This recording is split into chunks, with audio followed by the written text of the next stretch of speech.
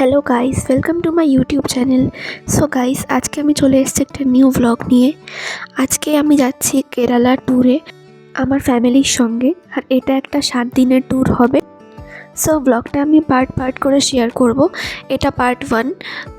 So এখন আমি যাচ্ছি কলকাতার নেতাজি সুভাষচন্দ্র বোস এয়ারপোর্টে। তো আমাদের দুটো ফ্লাইট আছে, একটা কলকাতা টু ব্যাঙ্গালোর, দেন ওখানে 2 ঘন্টা ওয়েট করে তারপর ব্যাঙ্গালোর থেকে তিরুবনন্তপুরম যেতে হবে। সো চলো গাইস, যাওয়া যাক।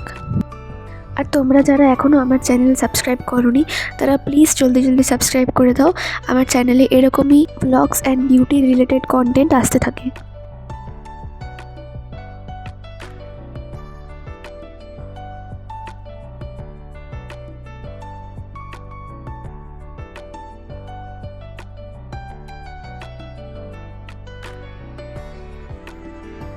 সো গাইস, এই যে আমি ফ্লাইটে বসে পড়েছি, আর জানি না আমি এসব কী ঢং করছিলাম। আর আমাদের ব্যাঙ্গালোর পৌঁছাতে লেগেছিল 2.5 ঘন্টার মতো।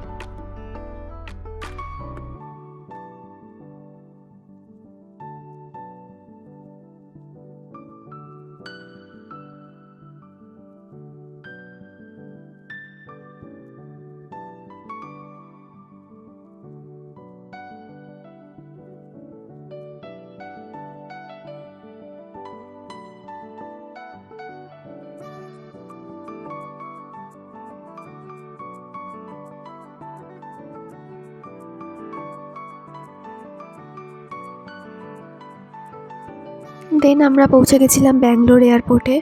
আর এখানে আমাদের 2 থেকে 3 ঘন্টা মতো ওয়েট করতে হয়েছিল। সো আমরা ওয়েট করছিলাম, আর একটু খিদে পেয়ে গেছিলো, তাই কেএফসিতে গিয়ে কিছু খেয়ে নিয়েছিলাম। দেন তারপরে ফ্লাইটের টাইম হয়ে গেছিলো, আবার ফ্লাইটে উঠে গেছিলাম। আর এই সময় আমার একদমই ভালো লাগছিল না, মনে হচ্ছিলো কখন পৌঁছাবো আর হোটেলে ঢুকবো।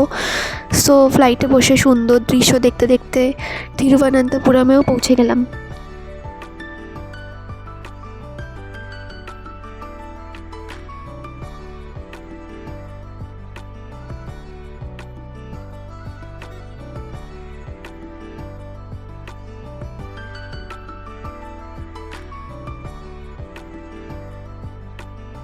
দেন তিরুবনন্তপুরম এয়ারপোর্টে সবাইকে ক্যাডবেরি দিয়েছিল, ক্যাডবেরি সেলিব্রেশনস, কারণ দিওয়ালি ছিল 2-3 দিন পরেই।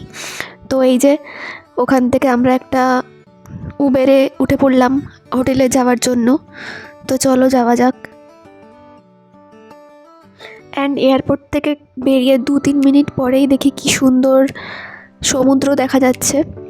তো এখানে আমরা যাইনি, এখন সোজা যাব হোটেলে, কারণ প্রচণ্ড টায়ার্ড।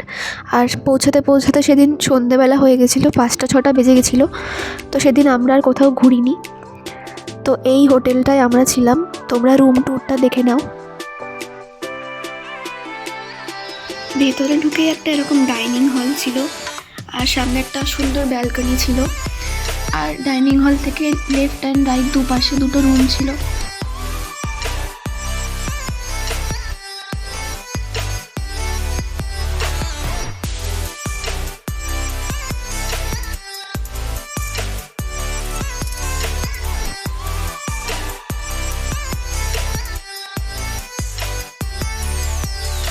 আর একটা সুন্দর কিচেনও ছিল। এখানে আমরা একদিনই ছিলাম, আর রুমটা আমার খুবই ভালো লেগেছিল।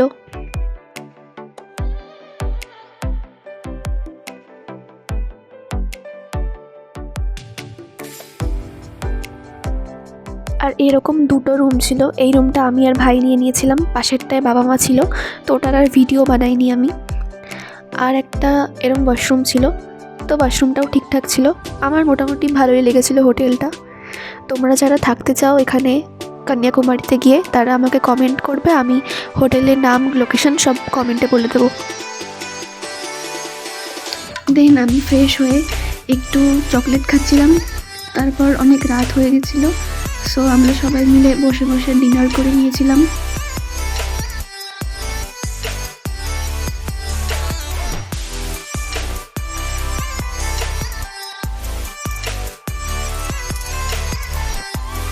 সো গাইস, সেদিন ডিনার করে আমি ঘুমিয়ে পড়েছিলাম। আর এই যে আমি ঘুমাচ্ছি, পাশে ভাই ঘুমাচ্ছিল, আর মার বাবা পাশের রুমে ঘুমাচ্ছিল। দেন সকালবেলা উঠে রেডি হয়ে গেছি। আজকে আমাদের ট্রেন আছে, আর ট্রেনে করে আমরা যাব কন্যাকুমারী। তো চলো স্টেশন যাওয়া যাক।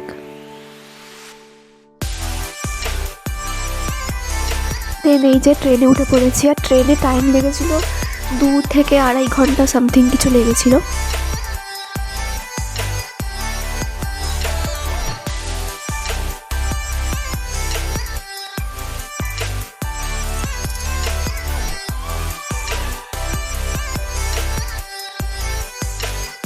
দেন গাইস, আমরা পৌঁছে গেছিলাম কন্যাকুমারীতে। আর কন্যাকুমারীতে আমরা থাকবো 2 দিনের জন্য। তো এই যে ওখানের হোটেলটা এরকম ছিল। তো তোমরা যদি কেউ থাকতে চাও, এই হোটেলগুলো সম্পর্কে জানতে চাও, আমাকে কমেন্ট করবে, আমি নাম আর লোকেশনগুলো কমেন্টে বলে দেবো। তো এই রুমটাও খুব ভালো লেগেছিলো। সো এই হোটেলটায় আমরা 2 দিন মতো স্টে করেছিলাম। সো গাইস, হোটেলে কিছুক্ষণ বসে একটু ফ্রেশ হয়ে ওই ড্রেস পরেই আবার রেডি হয়ে গেছিলাম ঘুরতে যাওয়ার জন্য। তো এখন আমরা যাব থিরুভাল্লুভার রক দেখতে।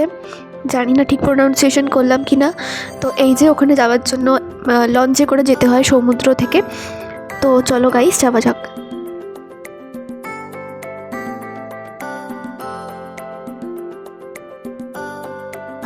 সো এই যে বসে পড়েছি আমরা লঞ্চে, আর কিছুক্ষণের মধ্যেই পৌঁছে গেছিলাম আমরা। তো ওই দূরে যে স্ট্যাচুটা, ওখানে যাব আমরা। আর চারিপাশে সমুদ্রের মাঝখানে এটা তৈরি, খুবই সুন্দর ওখানে সিনসিনারি। আর সেদিন একটু বৃষ্টি পড়ছিল, আরও ভালো লাগছিল।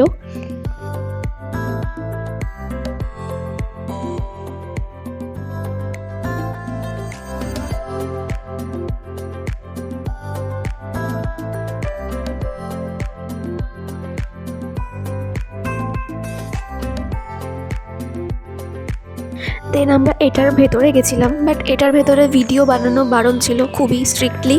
তো ভিডিও বানাইনি ভেতরে, বাইরে থেকেই তোমাদেরকে দেখিয়ে দিচ্ছি। আর এই যে এখানে আমার অবস্থা খুবই খারাপ ছিল, হেভি হাওয়া হচ্ছিল, আমার চুলগুলো পুরো কী অবস্থা। সো চারিপাশটা এরকম, খুবই সুন্দর সমুদ্র। আমার সমুদ্র খুব ভালো লাগে। কার কার আমার মতো সমুদ্র খুব ভালো লাগে কমেন্টে জানিও।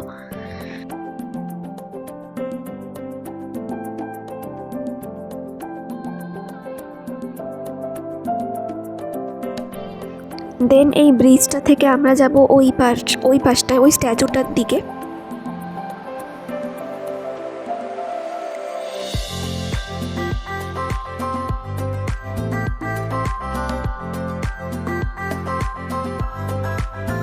আর আমি জানি না এখানে কি নাটক করছিলাম, এটার ওপর থেকে হাঁটতে আমার ভয় লাগছিল, পুরো কাছে এটা।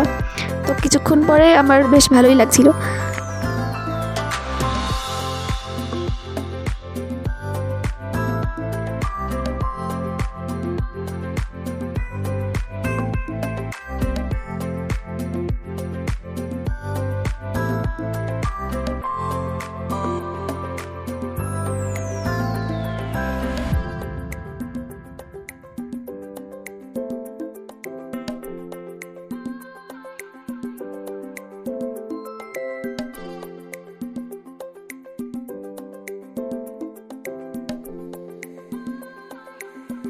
তারপর চলে এলাম আমরা ওই পার্টটায় স্ট্যাচুটার দিকে। তো এই যে স্ট্যাচুটা, এটা আমি ক্লোজ আপেও দেখাবো তোমাদেরকে।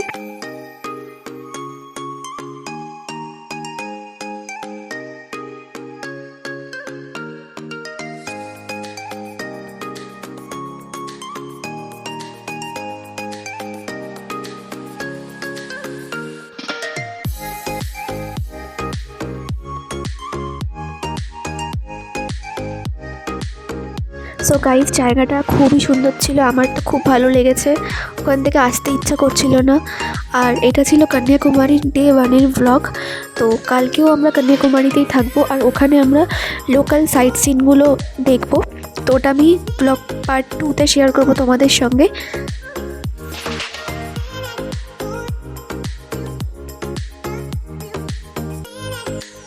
আর এইটা ছিল থিরুভাল্লুভার রকের ক্লোজ আপ লুক। দেন ওখান থেকে বেরিয়ে পাশেই একটা খুব ভালো রেস্টুরেন্টে চলে গেছিলাম। তো এই যে রেস্টুরেন্টটা, তোমরা সবাই যেতে পারো, খুব ভালো খাবার দাবার ছিল ওখানে। আমরা 2 দিন পর পরই এখানে খেয়েছিলাম। দেন তারপর অটোতে করে আবার চলে যাচ্ছি হোটেলে। টায়ার্ড হয়ে গেছিলাম, তো আজকে হোটেলে গিয়ে আর কোথাও যাবো না, আজকে এইটুকুই। আর এই যে একটু বসে বসে গান শুনছিলাম, টিভিতে কেকের গান শুনছিলাম। দেন এই ব্লগটা আমি এখানেই এন্ড করছি। আর নেক্সট ব্লগ আসবে পার্ট 2 কন্যাকুমারীর। তো দেখার জন্য সাবস্ক্রাইব করে বেল আইকনটা অবশ্যই অন করে দিও। দেখা হচ্ছে নেক্সট ভিডিওতে।